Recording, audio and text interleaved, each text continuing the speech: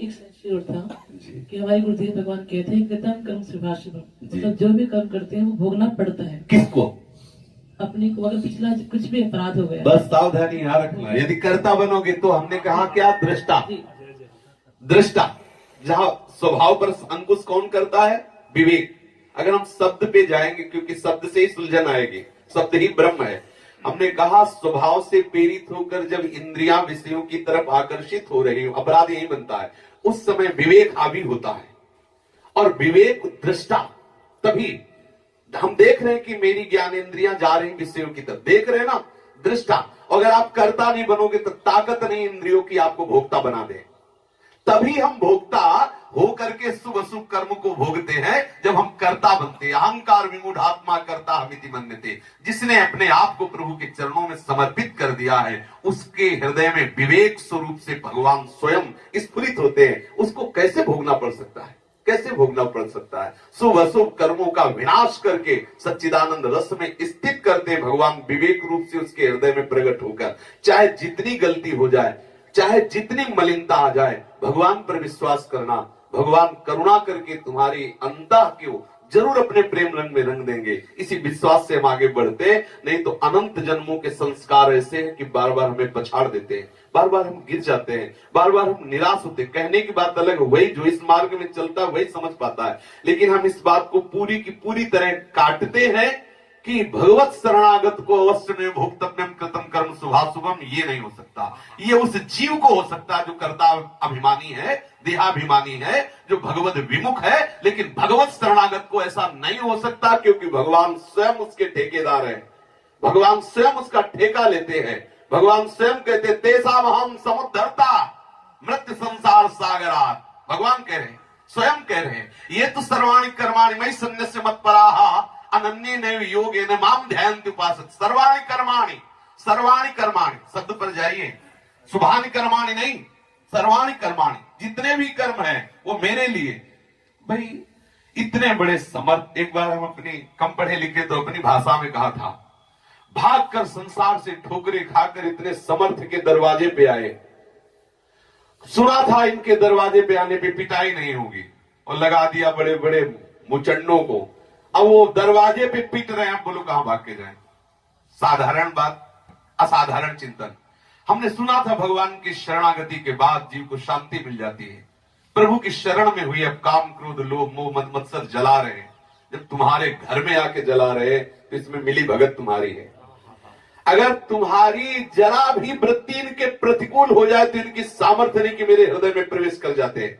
इसलिए हम सबसे बड़े दोषी आपको हम मान रहे हैं, क्योंकि हम आपकी शरण में और आपकी शरण में होते हुए जल रहे। इसलिए आप देख लो, तुम्हारे हम जीते।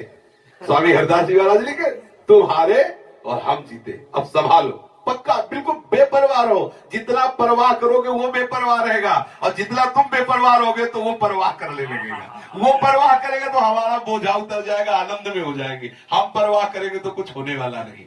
बेपरवाह, मेरे बनाए ना बनेगी कोटि कल्प लो, आपके बनाए बनेगी पल पाव में। बैठ गए काहू के बल भजन को, काहू के आचार व्यास भरोसे कुंवर के सोवत पाए। हे लाडली जो संभाल दो, एक बार डांट दो इस मन को। तुलसीदास जी कह रहे, हो हार्यो कर जतन भी विधि अतिशय प्रबल अजय। तुलसीदास बस होए तवे जब प्रभु प्रेरक बन जाए। डांट दे ठाकुर मन को, बड़ा विषय है, भागता है विषय, डांट दे, इसे अधीन कर ले अपने चरणों में। सदा आपका ही गुणगान करे, आपका चिंतन करे, आपका मनन करे। अब आप ही छूट दिए हो तो फिर हम कहां रोक सकते हैं? बिल्कुल बेपरवाह हो जाओ, विश्वास कर लो, नामे भक्ता प्रणश्यति। और जब आप बेपरवाह हो जाओगे तो बागडोर संभाल लेंगे। और आज तक किसी भी भगवत प्राप्त महापुरुष से आप पूछ लो, अगर उसको भगवत प्राप्ति हुई तो जिसकी बागडोर इन्होंने संभाली उसी को हुई है। और जब तक अहम ने संभाली तब तक मूंगी खानी पड़ी है। और जब श्री कृष्ण ने संभाली है तो फिर महाभारत में विजय हो गई। जिसकी और संभालते उसी की है, जो इस तरह हो गया कि अब ना बुद्धि काम कर रही ना बल काम कर रहा है। अब आप ही बताइए, मैं आपका शिष्य हूं, आपकी शरण में। यही से गीता जी प्रारंभ हो, ऐसे ही हमें कर लेना चाहिए। बिल्कुल ठीक ऐसी जगह में जहां अगला कदम बिल्कुल गड्ढे में जा रहा होता है, वही देखा गया है कि कोई न कोई अव्यक्त सत्ता आकर पकड़ लेती, रो चल इधर। तब लगा ये किसने किया? तब लगा वही किया जिसके हम शरण में, उसने मुझे संभाला। जितने भी महापुरुष हुए उनसे हृदय की बात पूछो तो कहीं जहां लड़खड़ाए हैं तो वहां देखा है श्री कृष्ण किसी न किसी रूप में आके उसने संभाल दिया। कभी हृदय में बैठ के, कभी बाहर किसी संत रूप में, या कभी बाहर घटना रूप में आकर वो हमें संभालता है। इसलिए हमें उस पर विश्वास करना है, अपने स्वभाव पर, अपने मन पर, अपनी बुद्धि पर नहीं, उनकी कृपा पर। उनकी कृपा से क्या नहीं हो सकता और मेरे मन की कृपा से क्या नहीं हो सकता, दोनों बात समझ लो, दोनों बात समझ। उनकी कृपा से क्या नहीं हो सकता, मन की कृपा से क्या नहीं, ये क्या नहीं करवा सकता।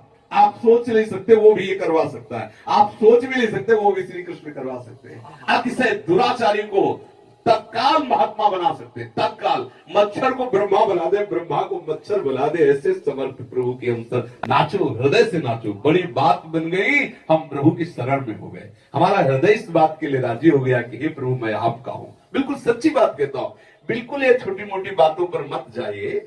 हमारा पूरा जीवन का जीवन प्रभु के चरणों में अब समर्पित हो गया।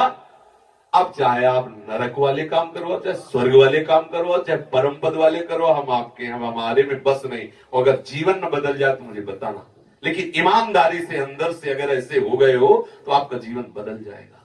आप जितने भी, कितना विषय लंपट वैश्यागामी बिल्वमंगल जी, आप देखो, पढ़ के देखिए, माता पिता पत्नी सब त्रास से युक्त है उनके। कितने बड़े महात्मा बना दिए, कितने बड़े श्री कृष्ण अनुरागी हुए। ये इन्हीं का खेल है, इन्हीं का खेल है। तो हम इन्हीं से क्यों ना कहे कि आप चाबी ऐसी भर दो कि मुझे और कुछ अच्छा न लगे। पक्का झगड़ा करना है इनसे, प्रेम करना है तो इनसे, रूठना है तो इनसे, आप प्यार करना है तो इनसे, राजी करना है तो इनसे। अनन्य चिंतन, केवल अनन्य चिंतन, बात समझ जाएगी।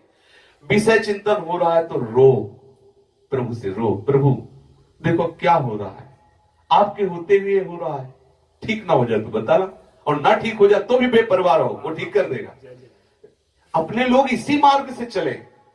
हमको इस सब शास्त्र लिखी बातें होती ही है, पर इसमें अनुभूत होती है। जीवन भर रोना पड़ा है, रोना पड़ा है। कई दिन भोजन नहीं है, फिर भी जरा से उसमें वासना का तूफान जागृत हो गया। तो लगता क्या किया जाए, क्या किया जाए। कई दिन से भोजन नहीं, सर्दी में कष्ट सह रहे हैं, हर अपमान सह रहे हैं, जरा सी उसमें, जरा सी दृश्य में, जरा सी घटना में मन विषय से युक्त हो गए। हाय अब क्या, तब रोना पड़ता, प्रभु कृपा करो, कृपा। इष्ट और गुरु की कृपा से धीरे धीरे बात समझ में आई कि मैं मन नहीं हूं, तभी सुधार हुआ। जब तक हम मन में तदात्म करके भोक्ता और कर्ता बनते रहे तब तक हमें पीटता रहा। और जिस दिन इसकी चाल गुरु कृपा से समझ में आ गई कि मन में तदात्म करना ही पतन होना है, तदात्म ना होने पावे, दृष्टा अपने आप ही मर जाएगा, अपने आप उछलेगा और अपने आप गिर जाएगा। इसकी सामर्थ्य नहीं, इसकी सामर्थ्य आप हो। आप जब आप तदात्म हो जाओगे तो आपको परास्त कर देगा। आप तटस्थ रहोगे तो इसकी ताकत नहीं कि कुछ कर सके। हम अंदर की बात बता रहे हैं, अंदर की। पर ये बड़ा चतुर है, एक क्षण में तदात्म कर लेता है, एक क्षण में। जहां तदात्म हुआ साधक गया।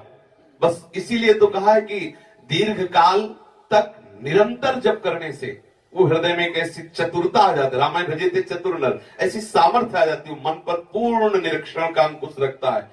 अंतराय है नहीं भजन का, निरंतर जहां वो भागने की कोशिश की वो तटस्थ हो जाता है, दृष्टा बन जाता है, लौट आता है। मन की चाल है, जहां मन जा रहा हो ये तुम जान जाओ तो तत्काल वापस आ जाए, उसको लाना नहीं पड़ता। अब देखो ऐसा करके, जहां मन जा रहा हो ये तुम बात जहां जानोगे तहां वो वापस चलाएगा। बिल्कुल बेपरवाह रहिए, भगवद आश्रित रहिए। जहां आपको लग रहा हो मेरे से गलती हो रही है, मेरे हृदय की बात है, आप प्रभु से रोइए, नाथ सुधार दीजिए। वो ऐसी सुधार देंगे कि पूरी सुधार देंगे, और उन्हीं के सुधारे सुधरेगी। और सही बात पूछो तो जो विकार हैं वो इनकी विमुखता के कारण आते हैं। सम्मुख होने पर कोई विकार है नहीं। काम कितना परमार्थ में परास्त करने वाला है, और सरकार का लड़का बना है, नहीं बोला। भगवान द्वारिकाधीश रुक्मिणी जी से, अरे तुम्हारे नाती लड़का है, डांट दो भाई, हम बाबा जियों को काहे को, परमार्थ के पथिकों को काहे को जला रहे, तुम्हारे तो लड़का बच्चा है, डांट दो, बस इनसे रो दो, इनसे प्रार्थना कर दो, ठीक हो जाएगा। यही है, दूसरा कोई नहीं है। जब तक ये बात समझ में नहीं आती तब तक हम इनसे प्रार्थना करते रहे कि या तो ये समझा दो या इनको डांट दो। जो अलग दिखाई दे रहे इनको डांट दो, हमारे हृदय में सिर्फ आपके लिए स्थान रहे, किसी वासना, किसी कामना, किसी द्वेष आदि के प्रति हमारे हृदय में भाव ही न रह जाए। हे कृष्ण कृपा करो। प्रार्थना से भगवान का अवतार हो जाता है, प्रार्थना से असंभव वस्तु भी संभव हो जाती है। बड़े बड़े महापुरुषों में पाया गया है प्रार्थना का बल। देखो भगवान का जब अवतार हुआ तो सब सामूहिक रूप से प्रार्थना की ना, जय जय सुरनायक जन सुखदायक प्रणतपाल भगवान। ऐसे में एकांत में प्रभु से प्रार्थना करें, हमारे स्वभाव, हमारी इंद्रियां, हमारा मन सब परिवर्तित कर देंगे ठाकुर। कृष्णमय हो जाएगा, स्वभाव भगवतमय हो जाएगा, मन भगवतमय हो जाएगा। दुर्लभ कुछ नहीं है, कुछ नहीं दुर्लभ। हम बिल्कुल हमारी बात पर विश्वास करना, हमारे पास शब्द नहीं है कि आप भगवत आश्रित होकर बेपरवाह हो जाइए, वो ऐसा संभाल लेंगे कि आप आश्चर्य मानोगे। ये हमने जीवन में देखा है, हमारे बनाए नहीं बन सकती। ऐसे हो जाओ, अभी बनना प्रारंभ, वो बात बन जाएगी जो अनंत जन्मों में नहीं बनी। ऐसे हो जाओ, हृदय से हो जाओ।